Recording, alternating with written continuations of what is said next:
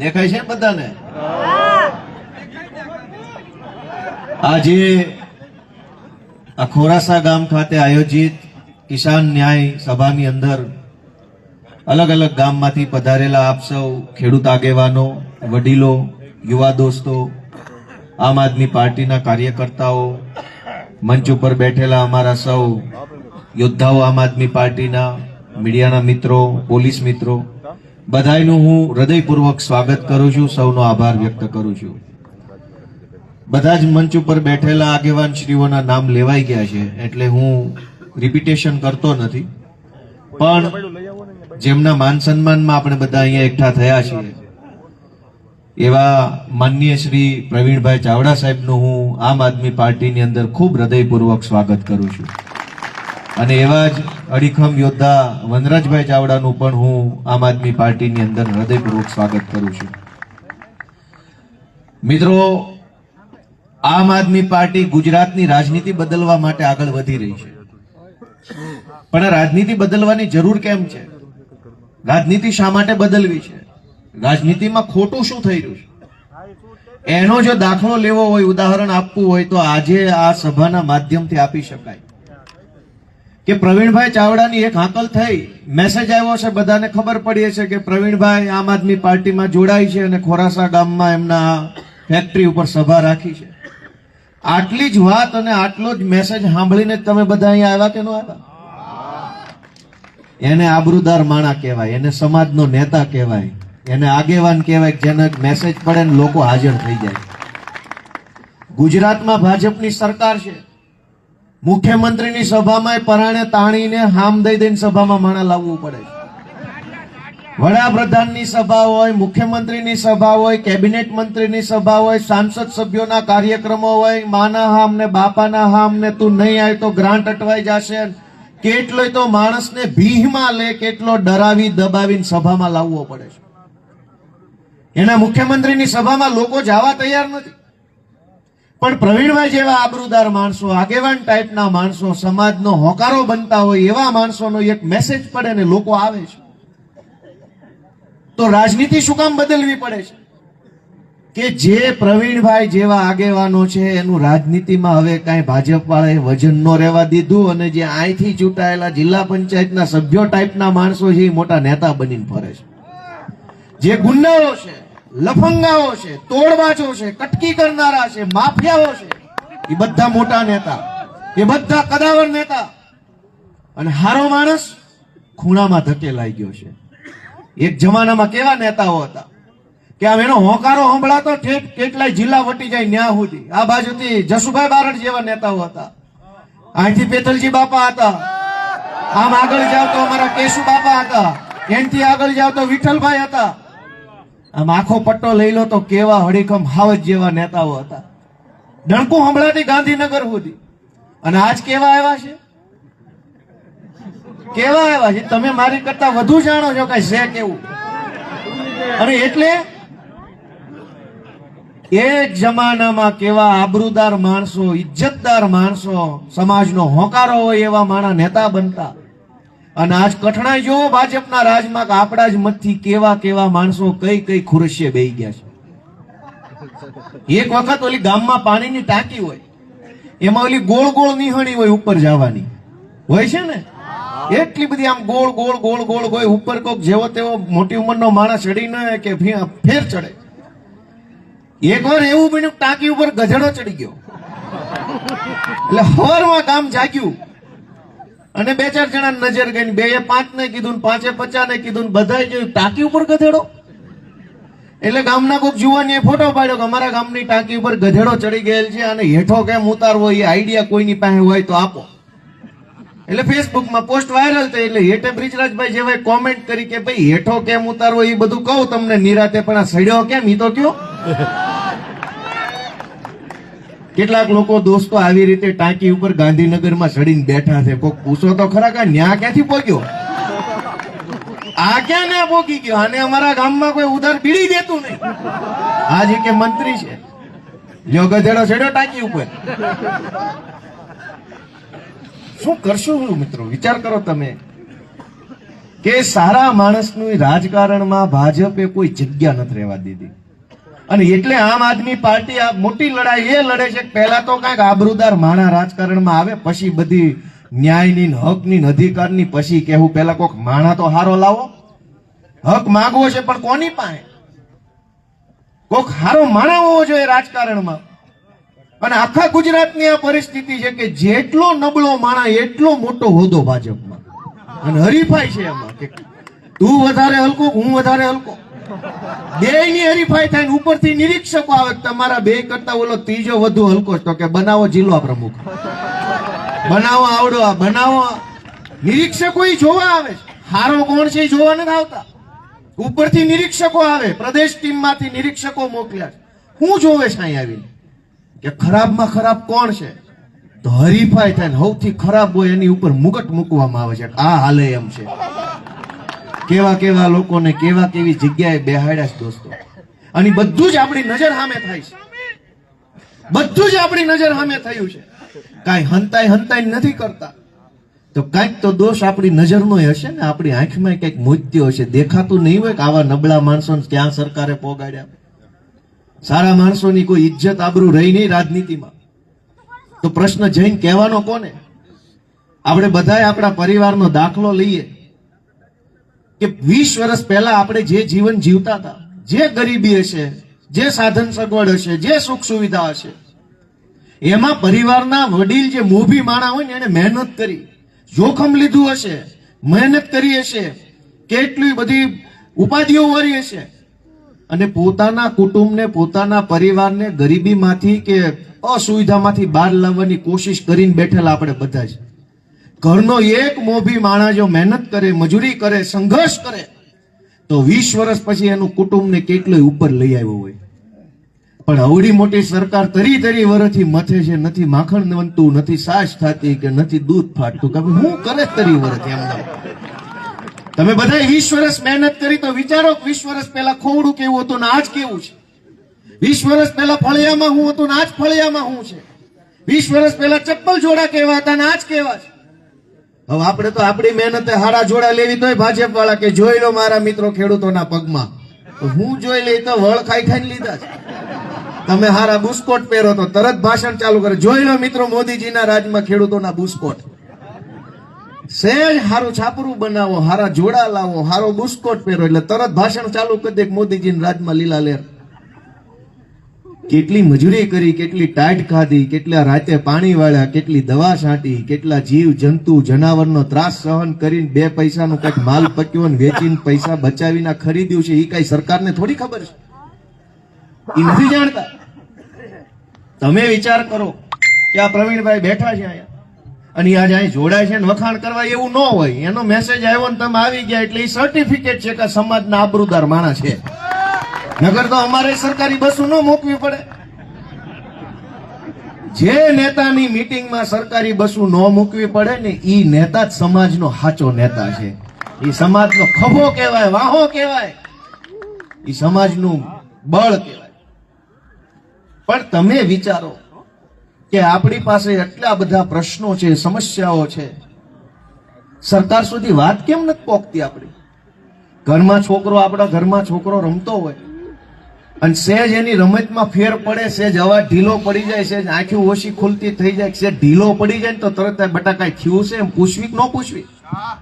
સહેજ માણસ ઢીલો હોય ને તો ઘરમાં આપણી દીકરી હોય, માં હોય કે આદમી હોય, એના હોકારામ ફરક પડે ને તો આખું ઘર પૂછે એટલે ભાઈ તું ઠીક તો છો ને, કાંઈ વાંધો તો નથી ને? સહેજ પગ થોડા ઢીલા પડે, અવાજ ઢીલો પડે, માણા મોળો પડે, રોજ જેટલું બોલતો એના કરતા 4 વેણ ઓછા બોલે ને તો ઘરને ખબર પડી જાય. આખા ગુજરાતના ખેડૂત દુખી છે, ત્યાં ઘરના ડેલે બેઠેલા ગાંધીનગર વાળાને ખબર નહીં પડતી કે આખું ઘર દુખી છે. એક છોકરો બીમાર પડે તો શેરીમાં ખબર પડી જાય છે. અને ગુજરાતના 54 લાખ ખેડૂતો આજ કેટલી બધી સમસ્યાઓ ભોગવી રહ્યા છે. ગાંધીનગરમાં બેઠેલા સુધી સમાચાર નહીં પહોંચતા હોય કે ખેડૂતોને કેટલી સમસ્યા આવે. અને ગામમાં કોઈક બીમાર હોય ને તો આખા ગામને ખબર પડી જાય કે રમેશભાઈનો બાબલો બીમાર છે ને ગાંધીનગર દવાખાનામાં રાજકોટ લઈ ગયા છે ને આ સારવાર કરીને ઓલા ડોક્ટર છે ને આટલા બિલ આવ્યું. ખબર પડી જાય કે નહીં? પડે કે ન પડે? ગામમાં કોઈક બીમાર હોય તો આખા ગામને ખબર પડી જાય. અહીંયા તો હજારો લોકો દુખી છે, તો ગાંધીનગર વાળાને નજરમાં કેમ નથી આવતું કે ધૂતરાજ તો નથી બે ગયા ને ગાંધીનગરમાં? ધૂતરાજને કાંઈ દેખાતું નહીં, અને એટલે એનું પતન થયું. એને નજર સામે હાલતો અન્યાય ન દેખાણો, નજર સામે હાલતું શોષણ ન દેખાણું, અને એટલે ધૂતરાષ્ટ્રનો ને એના વંશ વારસોનું નિકંદન નીકળી ગયું. આજે ગાંધીનગરમાં ધૂતરાષ્ટ્રો આવ્યા છે, એને ગુજરાતના ખેડૂતોની પીડા દેખાતી નથી, એટલે હાલ તો ઓલા ધૂતરાષ્ટ્રનો થયો એવું જ આનો હાલ થવાનો છે, એ નક્કી છે દોસ્તો. જેને ગામડાના માણસની પીડા ન દેખાય, જેને ગરીબ માણસનો નિશાસો ન દેખાય, એનું પતન નિશ્ચિત છે, થવું જ જોઈએ. કેમ ન થાય દોસ્તો? આજે આપણે આ ખેડૂત ન્યાય પંચાયતના માધ્યમથી ગુજરાતભરના લોકોને એક વિનંતી કરવા માંગીએ છીએ કે રાજનીતિ બદલો. અમે બધા આવ્યા રાજનીતિમાં, હું કામ આવ્યા ને ક્યાંથી આવ્યા? ગોપાલભાઈ ઇટાલિયા તો પોલીસમાં કોન્સ્ટેબલ હતા, ઓહો વિસલ બિસલ મારીને મજા કરતા હતા. ક્યાં રાજકારણના રવાડે ચડવાની જરૂર હતી? અમારા ખાનદાનમાં કોઈ રાજકારણમાં નથી. હું તો પાર્ટીમાં આવ્યો તેથી ખબર નહોતી પડતી પાર્ટીમાં હોદ્દા કેટલા હોય, નાની ટિકિટો કોને દેવાની હોય, કોઈ ખબર પડતી નહોતી. પણ દાજ્યાતા એટલું બધું રાજકારણ ત્યાંથી કે નક્કી કર્યું કે હવે અહીંયા જ જવું છે. આ હું છે એ જોઈ લઈએ આપણે. મિત્રો, ગામડાનો માણસ દુખી છે આજે, અને એના દુઃખની વાત ગાંધીનગર સુધી પહોંચતી નથી. વિસાવદરની જનતાએ મને ધારાસભ્ય બનાવ્યો, પછી હું ગાંધીનગરના આટા ફેરા મારા વધ્યા છે. મને એમ હતું કે ભાઈ અહીંથી હું ગામડામાંથી લોકો પાસેથી બધી વાત જાણીને મુદ્દાઓ લઈને લખીને ગાંધીનગર જઈને કહીશ, સરકારને રજૂઆત કરીશ કે ગામડામાં આમ છે તેમ છે, આ પ્રશ્ન છે. ગાંધીનગર ગયો તા જોયું કે અહીંયા કઈ સરકાર બરકાર જેવું છે જ નહીં, ખાલી સર્કસ હાલે છે. હાવ કોઈ સરકાર જ નથી, અને સર્કસ છે. રજૂઆત કોને કરો? તમે એમ કહો ગોપાલભાઈ જાઓ, તમે કહો ગાંધીનગર સરકારને રજૂઆત કરો કે આ ટેકાના ભાવે ખરીદી હાલે છે, એમાં ખેડૂતોને અન્યાય થાય છે. ધારો કે જાય રજૂઆત કરવા, તો ન્યા સર્કસ છે. તમે જે કૃષિ મંત્રીને રજૂઆત કરીને આવો ગાંધીનગરથી અહીંયા તમે વંથલી પોગો, ત્યાં ન્યા કૃષિ મંત્રી બદલાઈ જાય, મંત્રીમંડળમાં ફેરફાર. વળી તમને એમ થાય નવો આવ્યો એને કઈ આવું, વળી પાછા જઈને કઈ ના હોતા નવો મંત્રી. આમાં હું કેવું, કોને કેવું? અને પરિસ્થિતિ નેતાની જોવો, નેતાની પોતાને કઈક વટ તો હોય કે ન હોય? કોઈ માણસને કઈક વટ જેવું તો હોવું જોઈએ કે નહીં? જેનામાં પોતાનામાં વટ ન હોય એ માણાના ગાડે બેહીને આપણે નો ઊંડા ખાડામાં પડીએ. આ દરેક મંત્રીને ગમે ત્યારે રાજમાં દિલ્હી ચિઠ્ઠી આવે કે હાલો નીકળો, એ કઈ પૂછતોય નથી હું કામ, પણ અમારો હું વાક છે, કહેવા જેવાય નથી રહ્યા, બોલવા જેવા નથી રહ્યા. અને એવા મંત્રી બનીને બેઠા છે જે એટલું કઈ નથી એકતા, કાઢો છો હું કામ? ગામમાં કોક તું કહી જાય ને તો 3 પેઢી સુધીનું બાંધણું ઉભું રહે કે આના દાદા તું કહી ગયા મારા દાદાને. એટલે અમારે ડખો છે ને ગમે એ ચૂંટણીમાં ડખો હામો આવે, દરેક ચૂંટણીમાં તું કહી ગયા. એટલો તો વટવાળા આપણે માણસો ગણાઈએ કે વગર વાંકમાં કોઈ મને કઈ કઈ ન જાવ છે, વાંકમાં બે લાફા માર લેજે, પણ વગર વાંકનું તું નહીં સાંભળવામાં આવે એવો વટ તો ખરો ને આપણો કાઠિયાવાડનો. હવે કેવા મંત્રી બન્યા છે? સંગીત ખુરશીની રમતની જેમ સંગીત ખુરશી હાલે, દિલ્હીથી ઓલું ડગ ડગ ડગ ડગ ડગ ડગ કરે એટલે ગોળ ગોળ ફરવાનું સંગીત ખુરશીની. એકેય મંત્રીની હિંમત નથી કે એમ પૂછે કાકા મને કાઢો છો હું કામ? હવે એટલું ન બોલી કે એ આપણી હાટું હું બોલે, એની હાટું નથી બોલી એકતા, એવા તો મંત્રી બનાવ્યા છે. પણ દોસ્તો, આ બધી જ પીડાનો જવાબ, રસ્તો શું? એક જ રસ્તો છે કે રાજનીતિમાં બદલાવ આવે, સારા માણસોને મત આપો, આબરૂદાર માણસોને મત આપો. સમાજમાંથી આવતા માણસ હોય, જે ઇજ્જતદાર માણસ હોય, એને મત આપીને જ્યારે તમે નેતા બનાવવાનું ચાલુ કરશો ત્યારે અડધા પ્રશ્નો આપમેળે ઓછા થઈ ગયા હશે. આપણા જૂના જમાનાની પ્રથા હતી કે ડેલે એક ભાભો બેઠો હોય, આપણા ગઈઠા બાબલા હોય એ ડેલે બેહે, અથવા ગામના સોરે બેહે, પાદરે બેહે. એક હારો વજનદાર ભાભો, અમારી બાજુ ભાભો બોલે એટલે એવું ન લાગતા પાછા ભાભો કેમ કે, એક વજનદાર ભાભો જો ડેલીએ બેઠો હોય ને તો એ ડેલીની અંદર કોઈ દુઃખ ન આવે, નબળી વાત ન હોય, નબળું વેણ ન હોય, નબળો વિચાર ન હોય, નબળો દિવસ ન આવવા દે, કેમ કે ડેલે એક અડીખમ ભાભો બેઠો હોય. આ ગુજરાતમાં 156 ભાભા ચૂંટાડીને મોકલ્યા છે, પણ દુઃખનો કોઈ પાર નથી. હવે ભાભો જ દુઃખ લાગે છે મને તો, આમાં ભાભાનો જ ઉપાડ કરવો પડે. કે 156 ભાભા ડેલીએ બેઠા છે, દુઃખ શેનું છે? સરકાર એમની છે. અને કેવા કેવા માણસો, મેં ન કીધું ગધેડો ટાંકી પર ચડી ગયો, કેવા કેવા માણસો હું બની ગયા. ગૃહમંત્રીએ હમણાં એવું નિવેદન કર્યું, કદાચ તમારા કોઈના ધ્યાનમાં હોય તો. એણે એમ કીધું કે ભાઈ પહેલા તો કોંગ્રેસના રાજમાં ખેડૂતો કે એક સિઝન લેતા, માંડ એક સિઝન લેતા, માંડ પૂરું પડતું, કે નરેન્દ્રભાઈ આવ્યા પછી ત્રણ સિઝન લે, આમ કરીને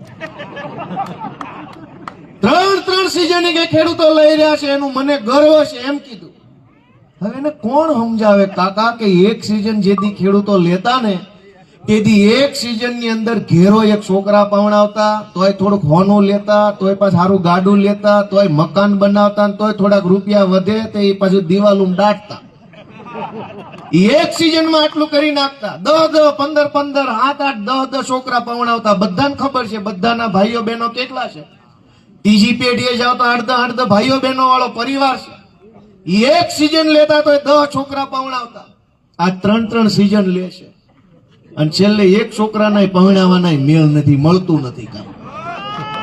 3 સિઝન હું લીધી આમાં, છોકરો પવણે એમ નથી. ગામો ગામ વાંઢા વિસ્તાર થઈ ગયો છે.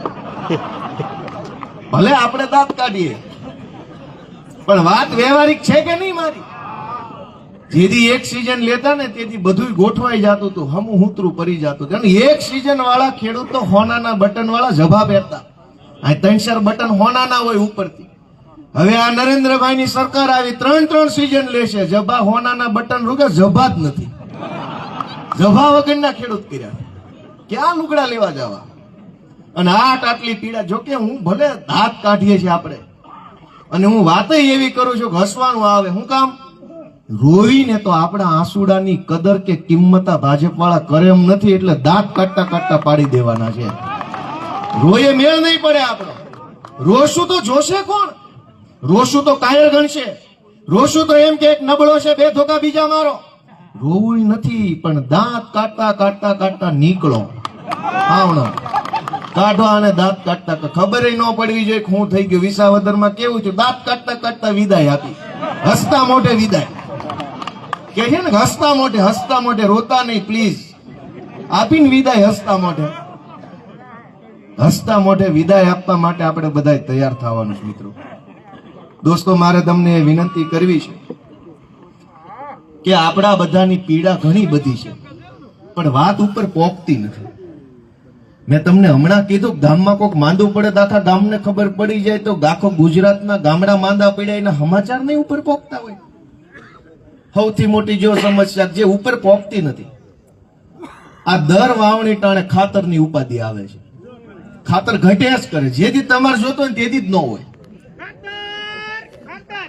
દર વખતે ખાતર ઘટે. કોઈ દી એવું થયું દારૂ ઘટ્યું 31 ઉપર? કાં કોઈ દી દારૂ ન ઘટ્યો? કે 500 પીનારાનું ટોળું ગાંક જુનાગઢ કલેક્ટર ઓફિસ ગયું, મુર્દાબાદ દારૂ ઘટ્યો, મુર્દાબાદ દારૂ ઘટ્યો. એમ જે દારૂ પર પ્રતિબંધ છે એ દારૂ ઘટતો નથી. જે ખાતર પર પ્રતિબંધ નથી તો એ ઘટ્યા જ કરે છે. મને એક એવો વિચાર આવે છે કે મુખ્યમંત્રી ગૃહમંત્રીને વિનંતી કરું કે આ ખાતર વેચવાની સિસ્ટમ છે એની બુટલેગરો હોય જ ઘટે જ નહીં. કેમ કે બુટલેગરો પાસે કોઈ દી દારૂ ન ઘટ્યો અને કોઈ દિવસ લાઈનમાં ન ઉભું રહેવું પડે, ઘરે આવીને આપી જાય એવું સારું કામ ઈ કરે છે ગુજરાતમાં. તો ખાતર એને હોપી દેવી. એક તો ખાતર ઘટે નહીં, ઘરે આવીને આપી જાય ને 20 રૂપિયા વધુ લેતો હોય વટથી નો દે, લઈ જા બાપ લઈ જા, ઘરે આવીને આપી ગયો. કાયમ ખાતર ઘટે. ખાતર માટે લાઈન, દારૂની લાઈન નહીં, દારૂની દુકાન નહીં, તોય માલ ઘટે નહીં. તો મને એમ લાગે આ સરકાર ભાજપની કરતા બુટલેગર હારા. પૈસા લે એ પ્રમાણે સર્વિસ તો આપે. આ તો કેટલાય પૈસા લઈ જાય તોય લાઈનની લાઈન જ. અને એક લાઈન પૂરી ન થાય તો બીજી ચાલુ. ખાતરની લાઈનમાં જ નીકળો તા ટેકાની લાઈનમાં. ટેકાની લાઈનમાં જ નવરા થાવ તો કે માવઠાના ફોર્મની લાઈનમાં ઉભા રહી જાવ. માવઠાની લાઈનમાં જ પૂરા થાવ તો કે નવી મંડળી ઉપાડવાની, ઉભા રહી જાવ લાઈનમાં. મંડળી ઉપાડી લો તો પાછું નવા ખાતરની લાઈનમાં. લાઈનમાં અડધાના તો વાળ ધોળા થઈ ગયા. પણ આ પીડા કેમ ગાંધીનગર નથી પોકતી? ગામના સરપંચ છૂટ્યા છે, એની ઉપર તાલુકા સભ્ય છે, એની ઉપર જિલ્લા સભ્ય છે, એની ઉપર ધારાસભ્ય છે, એની ઉપર સાંસદ સભ્ય છે, એની ઉપર મંત્રી છે, એની ઉપર મુખ્યમંત્રી છે. એવું કેવડી મોટી લાઈન બનાવી. એક પ્રશ્ન તો આપણો ઉપર જવો જોઈએ ને, વાયા વાયા વાયા વાયા, અને એક પ્રશ્ન ઉપર પોગાડવામાં વાર કેટલી લાગે. આ જે કાંઈ આ જુનાગઢના ભાજપના નેતાઓ જે કાંઈ બધા બેઠા છે, ગાડીઓ બધા કાઢે ને એક ગાડીમાં 10-12 જણા બેહીને ગાંધીનગર જાય ને કહી દે કે ભાઈ જુનાગઢમાં આટલી સમસ્યા છે, તો ગાંધીનગર સુધી આપણો પ્રશ્ન પહોંચાડવામાં વાર કેટલી? 300 કિલોમીટર કાપતા વાર લાગે એટલી. તો એ તરી વરથી આપણી વાત કાં ગાંધીનગર નથી પહોંચતી? મને એમ લાગે છે કે કાં કોઈ કહેવા વાળો નહીં હોય ગાંધીનગરની અંદર, અને કાં ગાંધીનગરમાં કોઈ સાંભળવા વાળો નહીં હોય કેનારા હશે. તો બેમાંથી એક સમસ્યા હશે, નહીતર આપણો પ્રશ્ન ત્યાં ન પહોંચે. અને હું કામ ન પહોંચે? અને આ ખેડૂત કેટલી વસ્તુમાં પરેશાન છે, પણ ટીવીમાં શું આવે? કેટલાક લોકો શહેરોમાં રહે છે, મારે એને વિનંતી કરવી છે કે શહેરોમાં રહો છો, ભગવાન તમને 100 વર્ષ ના કરે, એમાં કઈ ના નથી, પણ શહેરોમાં રહીને તમે ખેડૂત વિશે ખરાબ વિચારો છો ને તો ભગવાન માફ નહીં કરે. ઉગાડ પગારના નિહાકા ન લેવાય. આ કેમ પૂરું કરે છે તો ખેડૂત જાણે છે.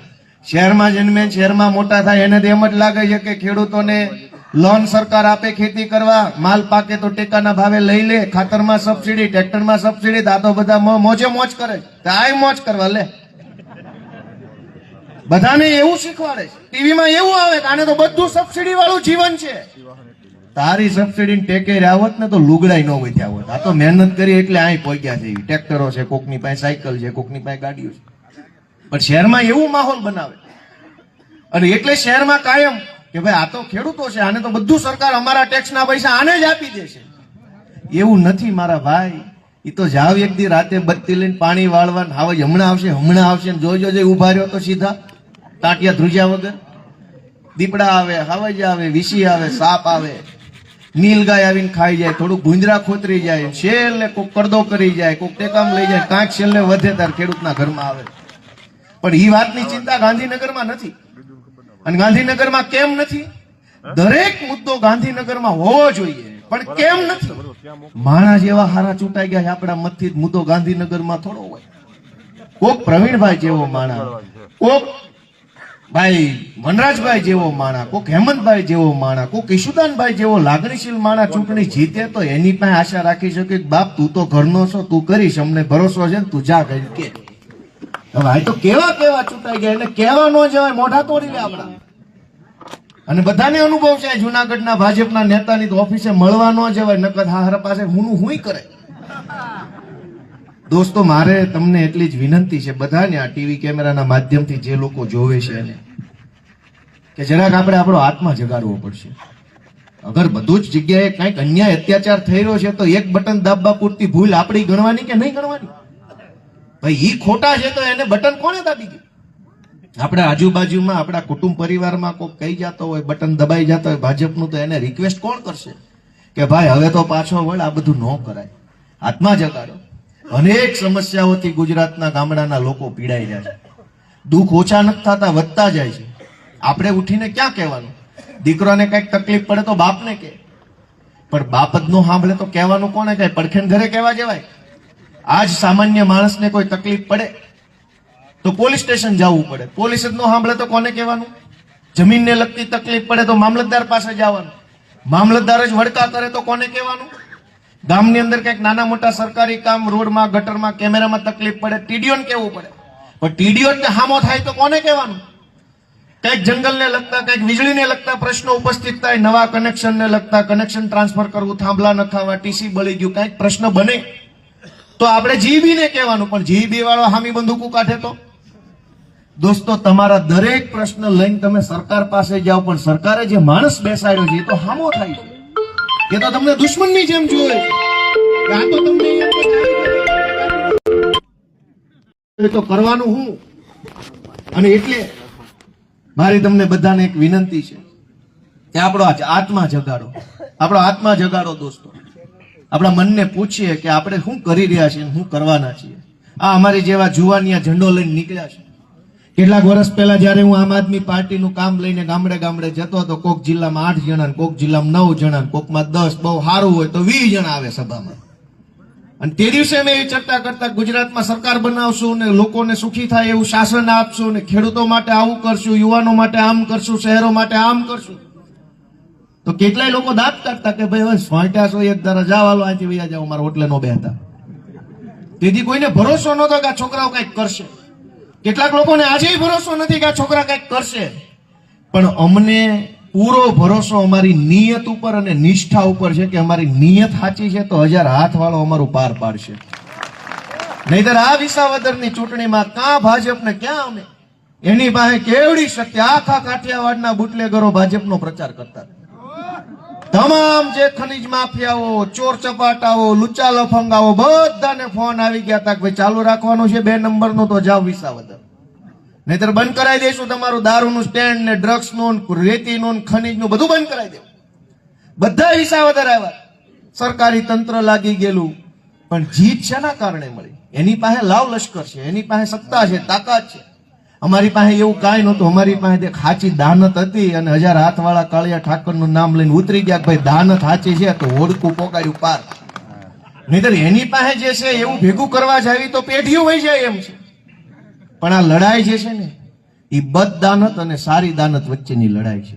એમની દાનત ખરાબ છે અને ખરાબ દાનતનો એક દાખલો આપું. હમણાં તાજો કે આ માવઠું આવ્યું તો માવઠાની ઓણ પહેલી વખત સહાય જાહેર થઈ વર્ષો પછી.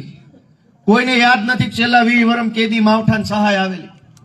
પણ આ વિસાવદર વાળી થઈ એનો ઝટકો ગાંધીનગર સુધી પહોંચ્યો એટલે ઓણના વર્ષમાં માવઠાની સહાય જાહેર થઈ. ગયા વર્ષે પાથરા તણાઈ ગયા હતા. ગયા વર્ષે પાથરા તણાઈ ગયા, કોઈ જોવાય નહોતું આવ્યું. પ્રકાશભાઈ કીધું ને કે મંત્રી તંત્રી બધા આવ્યા શેઠે જોવા માટે. કેટલાક ને તો વાસ આવી. ઈ કે લે આ પાથરામાં વાસ આવે છે. કાકા અમે ઈ જ કે વાસ જ આવે છે આમાં. પણ કેટલી બદદાનત છે સરકારની એ જોવો કે માવઠાની સહાય જાહેર કરી અને એવડી જાહેરાત કરી કે જાણે હવે બધા ખેડૂતોના ફળિયા મેં કે હેલિકોપ્ટર આવી જાય એવડું કઈક આપવાના છે કે 10,000 કરોડ. કીધું ભાઈ આ કઈક હારા લુગડા પહેરીને આવ્યો તારું.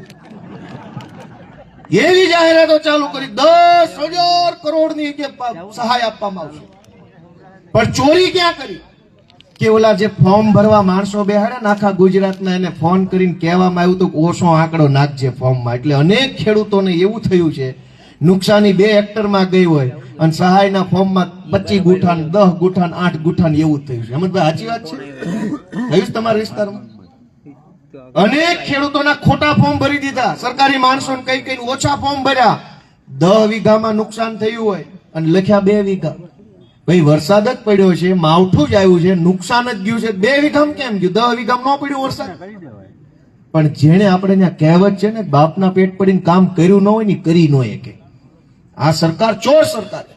ભાજપના માણસો ચોરી કરે છે, બધાના જ છે. એ સારું કામ નથી કરી શકતા એટલે માવઠામાં ચોરી કરી. અનેક ખેડૂતો મને કાલે મળ્યા કે વીસી થી ભૂલ થઈ ગઈ છે ફોર્મ ભરવામાં. એટલે પહેલા મને એક ખેડૂત મળ્યા તો મને એમ લાગ્યું કદાચ ભૂલ થઈ ગઈ છે. બીજા મળ્યા, ત્રીજા મળ્યા, 8મા મળ્યા, 10મા મળ્યા.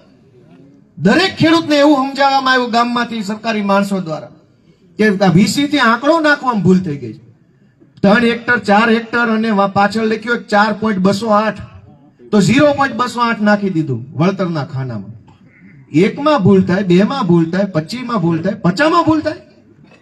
અને ઉત્તર ગુજરાતમાં એવું સામે આવ્યું, મહેસાણામાં એવું સામે આવ્યું કે 10,000 કરોડનું જાહેર તો કર્યું પણ આંકડો ઓછો ભરજો એવી સૂચના સરકારી માણસોને આપી. એટલે ખેડૂત તો ભોળા હોય અને એ ભોળા માણસોએ ઓલું કાગળ આપ્યું લઈને વૈયા ગયા. જેથી ખાતામાં ઓછા આવ્યા તેથી ખબર પડી કે ઓછા આવ્યા તો પંચાયતે પૂછવા ગયા કેમ ઓછા આવ્યા, તો કે ભૂલથી ઓછો આંકડો નખાઈ ગયો. આખા ગુજરાતમાં ઓછો નખાઈ ગયો.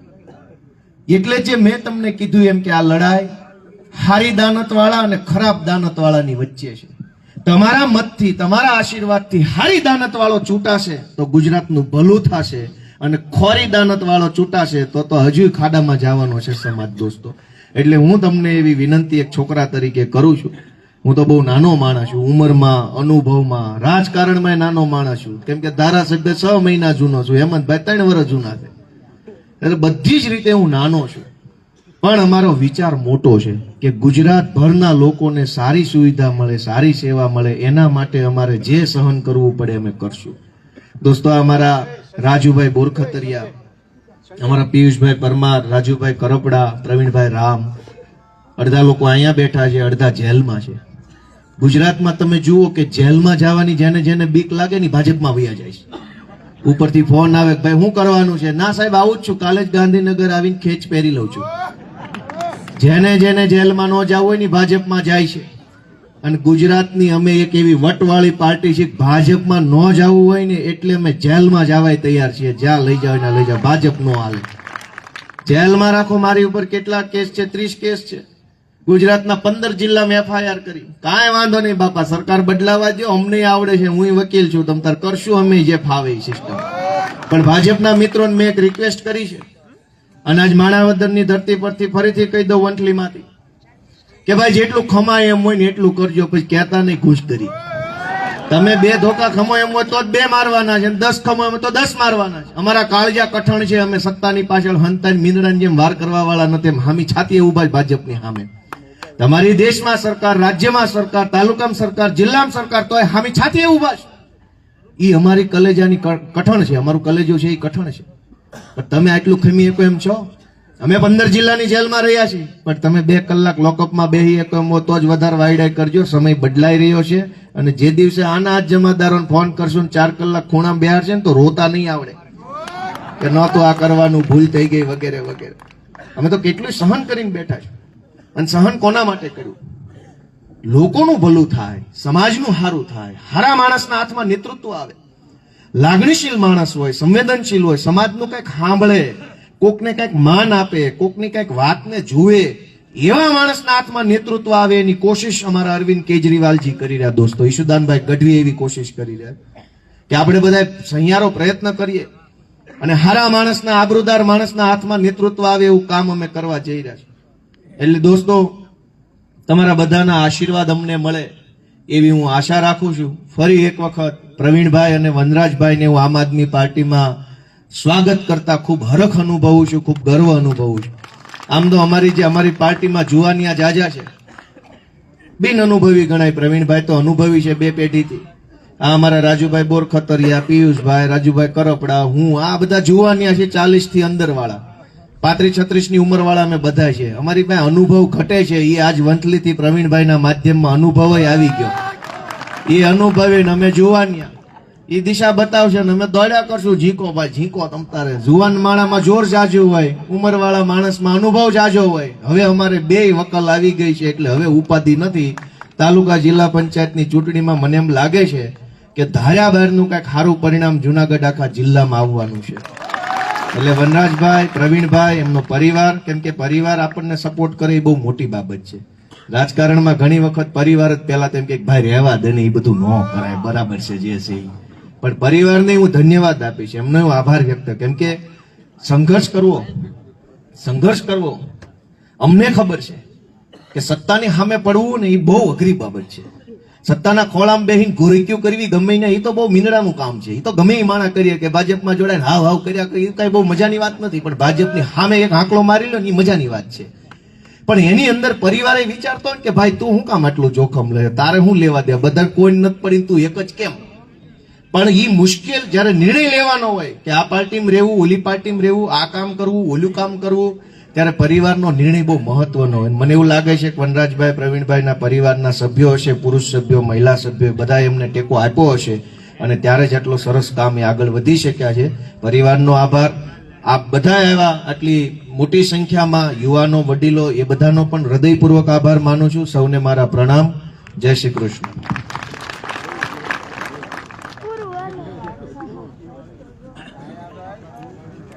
ખૂબ ખૂબ આભાર ગોપાલભાઈ. અને હવે